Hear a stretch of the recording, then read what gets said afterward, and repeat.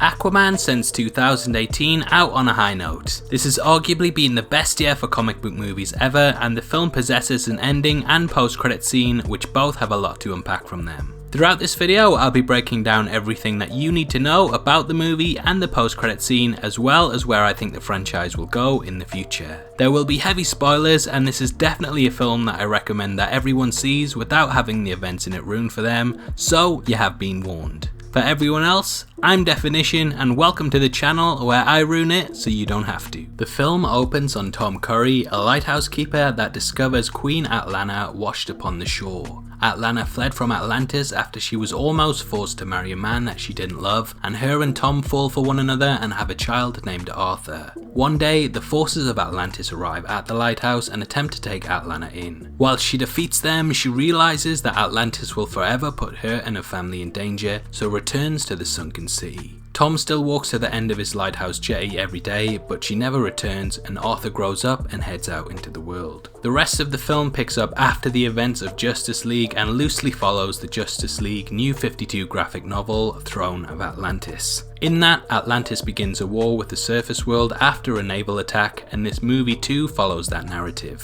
Similar to that story, Atlantis is now led by Orm, who is revealed to be Aquaman's half-brother. We discover that Orm led a false flag attack after hiring Black Manta to steal a submarine earlier in the film. Manta was stopped by Aquaman, and his father was killed during the face-off after Aquaman refused to save him. This builds a rivalry between the two and definitely fuels a lot of Manta's motives. Fearing that the war will kill billions, Mera returns to the surface in order to get Arthur to return to Atlantis, defeat his brother and reclaim the throne. Arthur hates Atlantis as he learned that his mother was sent to the trench and killed for bearing him, but agrees to return after a tidal wave destroys the town that he lives in. However, when he arrives at the city, Arthur is arrested and Orm challenges him to combat in the Ring of Fire to decide who should be the rightful king. Arthur is defeated pretty easily as he has never fought underwater, whereas Orm has mastered the art. Just before he is killed, Arthur is rescued by Mera, and the two set out to discover the Trident of Atlan, Atlantis' original king. This trident will allow the bearer to control all ocean life, but is hidden away with its location unknown.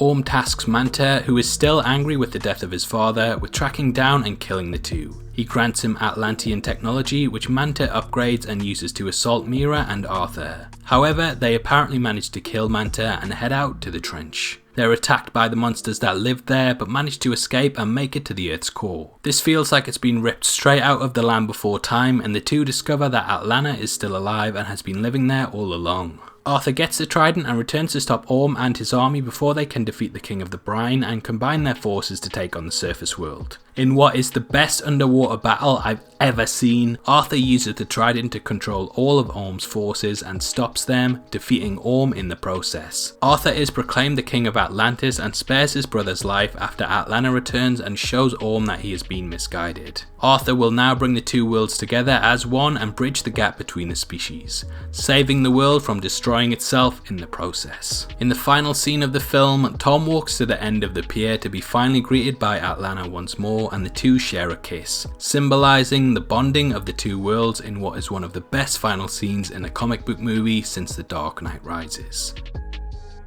The post-credit scene of Aquaman brings back one of the film's main villains, Black Manta. Manta has been rescued by Dr. Stephen Shin after falling to his apparent death. Dr. Shin is obsessed with finding Atlantis, and Manta agrees to take him there, which beautifully sets up a sequel. Those who are aware of Shin's backstory in the comic books will know that the Doctor was a friend of Tom Curry, Aquaman's father. However, it is unclear exactly what direction the cinematic universe will take the character in. In the comics, he's pretty much an ally to Aquaman, but his allegiance with Black Manta in the movie makes it seem that he may be an adversary. Black Manta is of course one of Aquaman's greatest villains. In the comic books, he's been in several teams, including the Suicide Squad, though I doubt that they will include him in the movie version. Aquaman accidentally killed Manta's father at one point, and this sent the villain on a crusade to kill all of Aquaman's close friends and family. It's definitely an aesthetic that I'd love to see them adopt in the films, and I hope that this is the way that the rivalry goes between the two.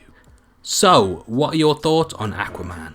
Did you enjoy the film, and what direction do you hope that the DC movie universe will take now? Comment below and let me know, and if you enjoyed this video then please like it and check out my breakdown of the new Spider-Man Far From Home trailer, which will be linked at the end of this video. This is a channel for people who are super into superheroes, so if that's the kind of thing you like, hit subscribe. Thanks again for taking the time to watch this. I've been Definition, you've been the best, and I'll see you next time. Take care, peace.